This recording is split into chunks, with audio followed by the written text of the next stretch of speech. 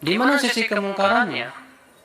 Apa yang dimaksud dengan melalui Rasulullah? Kalau yang dimaksud tawasul melalui Rasulullah, tawasul dengan Rasulullah SAW, ya, kata Ibnu Taimiyah, itu termasuk syirik. Tawasul dengan orang yang sudah meninggal dunia. Kalau yang dimaksud dengan melalui Rasulullah, artinya sumpah dengan selain nama Allah, syirik. Kalau maksudnya, oh Rasulullah yang menghilangkan kesulitan, ini lagi syirik besar. Makanya saudaraku sekalian, ikhwatul Islam, azan ya Allah wa yakum, salawat naria itu bukan dari Rasulullah SAW, bukan dari sahabat, bukan dari tabi'in, bukan para ulama juga, tapi itu belakangan hari munculnya, Pak. Ya, cukupkan dengan salawat yang Rasul ajarkan, Pak. Itu yang Bapak baca dalam tahiyat. Ya, cukup baca itu saja. Assalamualaikum warahmatullahi wabarakatuh. Alhamdulillah wassalatu wassalamu ala rasulillah wa ba'du. Salafi Wahabi mengatakan bahwa bertawassul dengan orang-orang yang soleh, dengan para wali, para nabi, para rasul, itu adalah sebuah bentuk kesyirikan. Jangankan bertawassul dengan para nabi, para rasul, para wali, orang-orang yang soleh, bahkan bertawassul dengan Nabi Muhammad SAW yang kapasitas beliau Nabi Muhammad SAW sebagai Sayyidul Anbiya wal Mursalin, bahkan Sayyidul Makhluqati alal itlaq, bertawassul dengan beliau Nabi Muhammad SAW dianggap oleh mereka sebagai bentuk kesyirikan. Jadi bukan hanya haram, sampai pada level syirik. Apa betul demikian adanya hukumnya? Apakah pemahaman mereka ini mewakili pemahaman ulama salaf sehingga penisbatan mereka kepada ulama salaf sehingga mereka disebut dengan salafiyun yang mengikuti faham ulama salaf? Apakah demikian pemahaman ulama salaf sehingga penisbatan mereka terhadap ulama-ulama salaf bisa dibenarkan?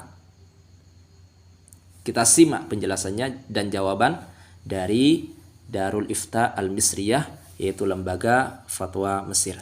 Bagaimana jawabannya? Baik. Ketika ditanya tentang hukum bertawassul dengan para nabi dan orang-orang yang soleh, maka dijawab al-jawab, la mani'a syar'an minat tawassul bil anbiya was salihin fi hayatihim wa ba'da mamatihim. Bahwa tidak ada larangan, sekali lagi, tidak ada larangan secara syariat bertawassul dengan para orang-orang yang soleh, bertawassul dengan nabi baik semasa mereka masih hidup ataupun setelah mereka wafat atau meninggal dunia.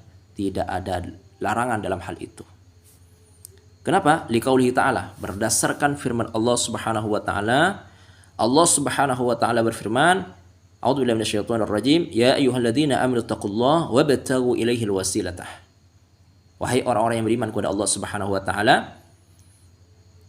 takutlah kalian kepada Allah dan carilah perantara di dalam mendekatkan diri kepada Allah Subhanahu wa ta'ala. Baik. Walaysa hadza minasyirik. Dan tawassul ini bukan sebuah bentuk kesyirikan. Syirik itu apa? Syirik itu adalah menyembah kepada selain Allah atau menduakan Allah di dalam sesembahan. Ini syirik. Sedangkan dalam praktek tawassul itu bukan menyembah Allah.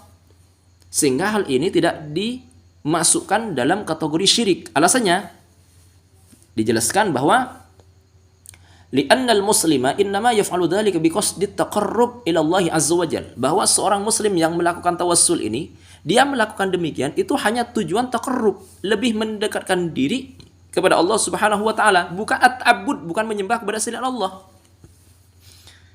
Jadi tujuannya itu adalah at-taqarrub ila Allah bihim, mendekatkan diri kepada Allah Subhanahu wa taala melalui mereka, bukan beribadah kepada mereka. Jadi beda.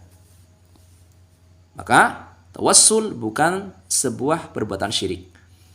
Kenapa? Ma'ilmihi, disertai dengan pengetahuan orang yang bertawassul itu apa? Bi anna naf'a wad dharra bi yadillahi wahdah. Bahwa tetap manfaat mudarat berada di dalam kekuasaan Allah Azza wa Jalla semata. Jadi bukan beribadah tapi tujuan at-taqarrub. Sehingga tawassul bukan sebuah perbuatan syirik. Baik, kita lanjutkan. Wa yattadih, dan menjadi jelas anna lil anbiya wal mursalin syafa'atan. Ini saya loncat ya. Terus biar lebih singkat, wa yattadi anna lil anbiya wal mursalin syafa'atan. Menjadi jelas bahwa para nabi, para orang-orang yang diutus oleh Allah Subhanahu wa taala, para rasul, itu beliau memiliki syafaat, memiliki pembelaan. Wa yulhaqu bihim al-awliya was-solihun, dan disamakan, dikiaskan dengan mereka para nabi, para rasul itu adalah siapa? Al-awliya, para wali, was-solihun, dan orang-orang yang soleh. Wa hada bittifaqin fi hali hayatihim wa yaumil qiyamah. Dan ini disepakati oleh seluruh ulama tanpa terkecuali. Bertawassul dengan para nabi, tawassul dengan orang-orang yang soleh, bertawassul dengan para wali, para rasul, itu semuanya sepakat diperbolehkan pada saat mereka masih hidup dan pada hari kiamat. Baik. Amma ba'da mamatihim, adapun setelah mereka wafat, maka di sini terjadi ulama yang menyelisihi. Maka disebutkan di sini fa ulamaul ummah. Adapun setelah mereka wafat, orang-orang yang soleh, para wali, para nabi, para rasul, ketika mereka dibuat tawassul setelah mereka wafat, maka dalam hal ini terjadi fa ulamaul ummah salafan wa khalafan yujizuna tawassul wal istishfa bil anbiya was solihin wal awliya ba'da mamatihim. Maka ulama ahlus sunnah wal jamaah dari generasi salaf sampai generasi khalafnya, dari ulama klasik sampai ulama modern, ya, ulama ahlus sunnah wal jamaah semuanya dari generasi salafnya sampai generasi khalafnya semuanya memperbolehkan bertawassul dengan para nabi, para rasul, dengan para wali dan orang-orang soleh setelah wafatnya mereka. Jadi setelah mereka wafat, semua ulama dari generasi salaf sampai generasi khalaf memperbolehkan. Walam yukhalif fi dzalika, dan tidak ada yang menentang dalam hal kebolehannya itu illa Ibnu Taimiyah wa man hadha hadwahu, kecuali Asy-Syaikh Ibnu Taimiyah dan orang-orang yang sependapat dengan beliau. Jadi dari generasi salaf sampai generasi khalafnya itu semuanya memperbolehkan bertawassul dengan para nabi, para rasul, para wali dan orang-orang yang soleh setelah mereka wafat. Semuanya memperbolehkan bertawassul kecuali Ibnu Taimiyah dan orang-orang yang sependapat dengan beliau. Termasuk siapa? Generasi setelah Ibnu Taimiyah yang kemudian mempelopori gerakan Wahabi, yaitu Syekh Muhammad bin Abdul Wahhab.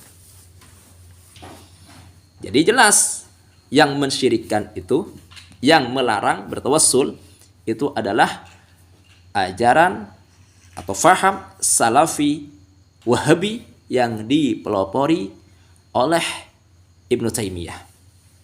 Yang kemudian pendapat beliau diambil oleh muassis, ya, pendiri gerakan Wahabi, yaitu Syekh Muhammad bin Abdul Wahhab.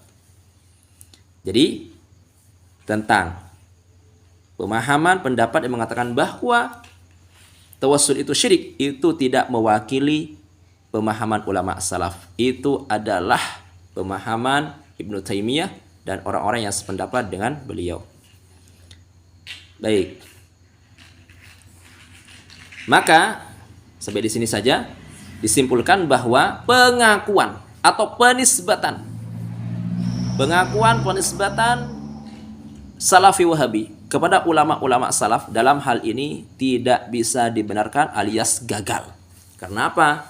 Karena pemahaman Salafi Wahabi dalam masalah bertawassul itu sudah bertentangan dengan pemahaman ulama salaf. Ulama salaf memperbolehkan bertawassul dengan para nabi, para rasul, para wali, orang-orang yang soleh setelah wafatnya mereka. Sedangkan pemahaman Salafi Wahabi itu mengatakan tidak boleh, bahkan syirik.